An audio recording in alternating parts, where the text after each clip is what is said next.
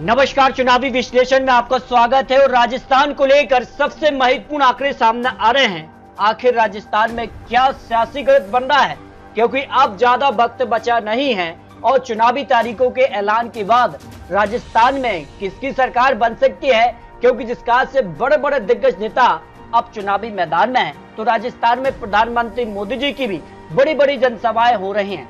तो इसका कितना फायदा भारतीय जनता पार्टी को राजस्थान में मिलने जा रहा है, क्योंकि हर 5 साल में राजस्थान में सरकार बदल जाती है। तो इस बार क्या कुछ आंकड़ा होगा, क्योंकि अपने अपने जीत के दावे सामने आ रहे हैं। लेकिन एक और सवाल है कि राजस्थान में मुख्यमंत्री चेहरा कांग्रेस और बीजेपी से कौन होगा, ये भी सस्पेंस बना हुआ है। तो क्या कुछ आंकड़े राजस्थान में होने जा रहे हैं और विधानसभा चुनाव को लेकर भारतीय जनता पार्टी ने अपने उम्मीदवारों का ऐलान कर दिया है और बड़े बड़े दिग्गज नेता और सांसदों को भी चुनावी मैदान में उतार दिया है। तो क्या कुछ आंकड़ा होगा, क्योंकि राजस्थान को लेकर जो आंकड़े हैं वो काफी चौंकाने वाले सामने आ रहे हैं।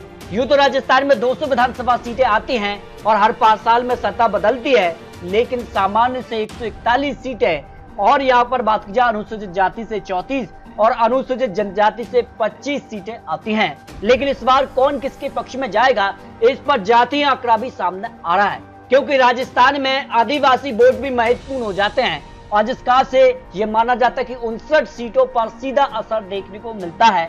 तो आदिवासी वोट जिसका रखेंगे मान वही जीतेगा 2023 में राजस्थान। इस पर क्या ओपिनियन पोल के आंकड़े हैं, क्योंकि आंकड़े तो चौंकाने वाले हैं। जिस काल से बीजेपी पार्टी और यहाँ पर बात की जाए तो भारत आदिवासी पार्टी भी इस बार चुनावी मैदान में उतर गई है। तो इसका किसको नुकसान होगा और किसको फायदा होगा, इसके भी आंकड़े सामने आ रहे हैं। एक और बड़ा सवाल है कि राजस्थान विधानसभा चुनाव के नतीजे लोकसभा चुनाव के लिए महत्वपूर्ण हो जाते हैं और जिस काल से 2018 में कांग्रेस ने बड़ी जीत हासिल की थी, उसके बाद क्या कुछ आंकड़ा होगा, क्या कांग्रेस का दावा फिर से सरकार बनाने का होगा।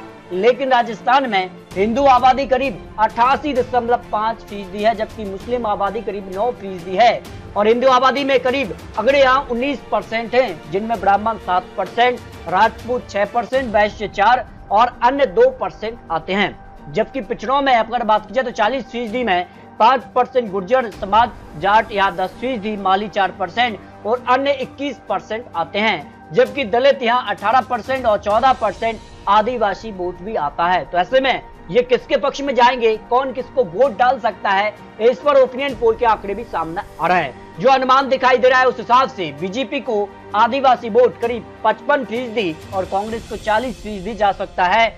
और कांग्रेस के लिए यहाँ दलित 40% बीजेपी के साथ, तो कांग्रेस को 49% जा सकते हैं। मुस्लिम 10% बीजेपी के साथ, जबकि 87% यहाँ कांग्रेस के साथ हो सकते हैं। जाट यहाँ 68% बीजेपी के साथ, जबकि 24% यहाँ कांग्रेस के साथ हो सकते हैं। जो अनुमान राजस्थान को लेकर जातीय आंकड़ा सामने आ रहा है। लेकिन एक और बड़ा सवाल गूंज रहा है, राजस्थान हो या फिर अन्य राज्य, ओबीसी आरक्षण को लेकर। तो इस बार ओबीसी के दम पर क्या कांग्रेस खेला करेगी, क्योंकि तीनों ही राज्यों में 2018 में बड़ा खेला राजस्थान में।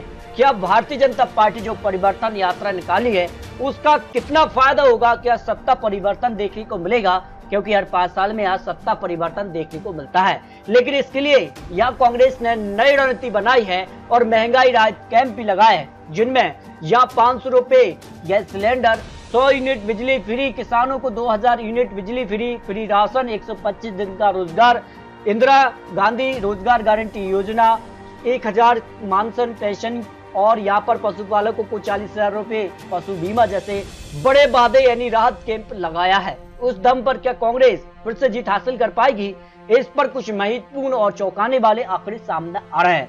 बात की जाए पसंदीदा मुख्यमंत्री के तौर पर अशोक गहलोत 35% लोगों की पसंद बने हुए हैं। वसुंधरा राजे यहाँ 25% और सचिन पायलट 19%, 9%, गजेंद्र सिंह शेखावत, राज्यवर्धन सिंह राठौर 5% हैं और अन्य यहाँ 7% ऐसे भी लोग हैं जो इनके अलावा नए मुख्यमंत्री चेहरे को देखना चाहेंगे। इस तरह से ट्विटर ओपिनियन पोल के हिसाब से चौंकाने वाले आंकड़े बन रहे हैं। लेकिन राजस्थान के कुछ पुराने आंकड़ों की बात की जाए तो हर 5 साल में सत्ता बदली है। 2003 से अगर बात की जाए तो 120 सीटों पर भारतीय जनता पार्टी, जबकि 56 सीटों पर कांग्रेस ने जीत हासिल की थी। 2008 में फिर बदलाव देखने को मिला, भारतीय जनता पार्टी 78 जबकि कांग्रेस 96 सीटों पर पहुंच गई। 2013 में फिर बदलाव देखने को मिला, बीजेपी ने 163 सीट और कांग्रेस मात्र 21 सीटों पर सिमट गई। 2018 में फिर बदलाव, 73 पर बीजेपी और 100 पर कांग्रेस। लेकिन 2023 में फिर बदलाव देखने को मिलेगा या नहीं, इस पर यहाँ पर ओपिनियन पोल के आंकड़े सामने आ रहे हैं। तो सवाल है कई, लेकिन सी वोटर ओपिनियन पोल के हिसाब से पीएम मोदी दौरे से बीजेपी को फायदा होगा या नुकसान? हाँ कहने वाले 62% हैं, नहीं कहने वाले 30%, पता नहीं से 8% लोग आ जाते हैं। इस तरह से कुछ और महत्वपूर्ण मुद्दे भी हैं जिनमें यहाँ पर कानून व्यवस्था की बात की जाए या फिर महंगाई और अन्य यहाँ पर जो है मुद्दे भी राजस्थान विधानसभा चुनाव में सीधे तौर पर दिखाई दे रहे हैं। लेकिन किसके जीत के दावे में कितना दम है, इसको लेकर हर एक रीजन के आंकड़े सी वोटर के हिसाब से आ रहे सामने। और इसमें मेवाड़ रीजन से 43 सीटें आती हैं, जिसमें अजमेर, उदयपुर, डूंगरपुर, बांसवाड़ा, चित्तौड़गढ़, राजसमंद, भीलवाड़ा, प्रतापगढ़ महत्वपूर्ण जिले होते हैं। तो यहाँ पर किसका पलड़ा भारी नजर आ रहा है? मेवाड़ रीजन से 43 सीटें और यहाँ के आंकड़े काफी चौंकाने वाले बन रहे हैं। मेवाड़ रीजन से अगर बात किया 43 सीटों के लिए 2018 में कांग्रेस ने 15 सीट जबकि बीजेपी ने यहाँ 24 सीटों पर जीत हासिल की थी। यानी सीधे तौर पर मेवाड़ रीजन भारतीय जनता पार्टी का गढ़ रहा है, क्योंकि जहां कांग्रेस ने एक बहुमत का आंकड़ा लगभग पार किया था 2018 में, उस रीजन से बीजेपी ने 24 सीटें निकाली थी। इस बार ओपिनियन पोल के हिसाब से भारतीय जनता पार्टी को 26 से 30 सीटें मिल सकती हैं, वहीं कांग्रेस को 12 से 16 सीट आने के पक्ष में 0 से 2 सीट की संभावना दिखाई दे रही है। यानी मेवाड़ रीजन पर भारतीय जनता पार्टी को बढ़त देखने को मिल सकती है। जबकि अगर बात की जाए यहाँ पर मारवाड़ रीजन से भी 61 सीटें आती हैं, और जिनमें बड़े जिलों की बात की जाए तो गंगानगर से 6 सीटें, हनुमानगढ़ 5, बीकानेर से 7, नागौर से 10 और पाली से 6, इसके अलावा जोधपुर 10, जैसलमेर से 2 सीटें, बाड़मेर से 7, जालोर से 5 और सिहोरी से 3 विधानसभा सीटें आती हैं। और यहाँ के ओपिनियन पोल के आंकड़े भी चौंकाने वाले बन रहे हैं। और यहाँ जिसका 61 सीटों के लिए बीजेपी को 42% वोट शेयर, कांग्रेस के लिए 40 सीटों आने के पक्ष में 18% वोट शेयर जा रहा है।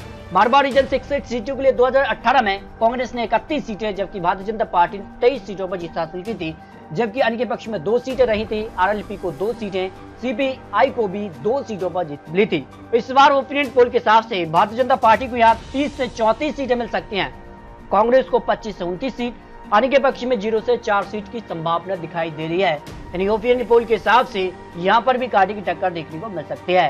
हाड़ौती रीजन भी महत्वपूर्ण माना जाता है, राजस्थान को लेकर हार और जीत के लिए अहम कड़ी मानी जाती है। और यहाँ ओपिनियन पोल के आंकड़ों के हिसाब से काफी चौंकाने वाले आंकड़े बन रहे हैं।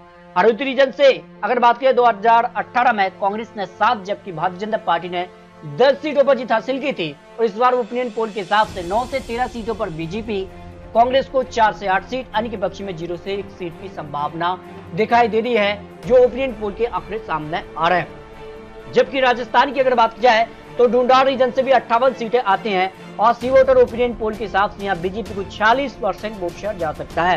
कांग्रेस के लिए यहाँ पर 42%, अन्य के पक्ष में 12% वोट शेयर की संभावना दिखाई दे रही है। और सीटों की बात की जाए तो ढूंढाड़ रीजन से 58 सीटों के लिए 2018 में कांग्रेस ने 35 सीटों पर जीत हासिल की थी और भारतीय जनता पार्टी ने 10 सीटों पर जीत हासिल की थी। लेकिन इस बार ओपिनियन पोल के आंकड़ों के हिसाब से भारतीय जनता पार्टी को 31 से 35 सीट, जबकि कांग्रेस को 23 से 27 और अन्य के पक्ष में 0 से 2 सीट की संभावना दिखाई दे रही है। कुछ सीटें अन्य के पक्ष में भी जा सकती है, कड़ी टक्कर अन्य के पक्ष में भी देखने को मिल सकती है। लेकिन इस बार सीधे तौर पर माना जा रही कि एनडीए विशेष इंडिया गठबंधन के तौर पर चुनाव लड़ा जाएगा। उसके बाद ये अन्य की जो सीटें हैं वो कम होंगी, उसका फायदा भारतीय जनता पार्टी और कांग्रेस को मिलने की संभावना दिखाई दे रही है। जबकि शेखावटी रीजन से 21 सीटें आती हैं और यहाँ सी वोटर ओपिनियन पोल के हिसाब से 43% वोट शेयर बीजेपी को, कांग्रेस को यहाँ 45% और अन्य के पक्ष में 12% वोट शेयर जा रहा है। 2018 में शेखावटी रीजन से 17 सीटों पर कांग्रेस ने जीत हासिल की थी और 3 सीट ही मात्र बीजेपी के पक्ष में रही थी, 1 सीट अन्य के पक्ष में भी रही थी। लेकिन इस बार ओपिनियन पोल के हिसाब से 8 से 12 सीटों पर बीजेपी, कांग्रेस को यहाँ 9 से 13 सीट, अन्य के पक्ष में 0 से 1 सीट की संभावना दिखाई दे रही है। इस तरह से अगर बात की जाए राजस्थान को लेकर यहाँ हर रीजन और यहाँ पर कुछ महत्वपूर्ण आंकड़ों का विश्लेषण आपको दिखा है, लेकिन जो फाइनल आंकड़ा 200 सीटों पर सी वोटर का सामने आ रहा है उस हिसाब से यहाँ बीजेपी को 40% वोट शेयर, कांग्रेस को 41% और अन्य के पक्ष में 13% वोट शेयर जा रहा है। और सीटों की बात की जाए तो फिर भारतीय जनता पार्टी को बहुमत का आंकड़ा अपने दम पर यानी पूर्ण बहुमत की सरकार राजस्थान में भारतीय जनता पार्टी बना सकती है। 101 सीट पर बहुमत का आंकड़ा मिलता है, उस आंकड़े को भारतीय जनता पार्टी पार करती नजर आ रही है 109 से 119 सीटों पर, जबकि कांग्रेस को यहाँ 78 से 88 सीट और अन्य के पक्ष में 1 से 5 सीट की संभावना दिखाई दे रही है, क्योंकि अन्य की जो सीटें वो कम हो रही हैं, क्योंकि इस बार एनडीए विशेष इंडिया गठबंधन के तौर पर विधानसभा चुनाव भी लड़े जा रहे हैं। और सी वोटर ओपिनियन पोल के हिसाब से राजस्थान में यह भारतीय जनता पार्टी की वापसी होनी तय मानी जा रही है। लेकिन आपको बता दें ये चुनावी आंकड़े चुनावी अनुमान है और आने वाले वक्त में जिस कहा से भारतीय जनता पार्टी ने बड़े बड़े अनाउंसमेंट किए हैं, कांग्रेस भी बड़े बड़े चेहरों पर मोहर लगा रही है और इसके बाद क्या कुछ आंकड़ा बनेगा, क्योंकि हर 5 साल में सत्ता बदलती है, जो 35 सालों का इतिहास रहा है, एक बार फिर से उसी आंकड़े को दोहराती यहाँ की जनता नजर आ रही है। फिर भी आपको बता दें चुनावी आंकड़े चुनावी अनुमान है, फाइनल नतीजे 3 दिसंबर को सामने आ जाएंगे। तो आपको क्या लगता है राजस्थान में क्या कांग्रेस की सरकार बरकरार रहेगी या भारतीय जनता पार्टी यहाँ पर बड़ी जीत की तरफ बढ़ेगी, इस पर आप रख सकते हैं। मिलते दोस्तों और लेटेस्ट और महत्वपूर्ण विश्लेषण के साथ, तब तक के लिए जय हिंद जय भारत।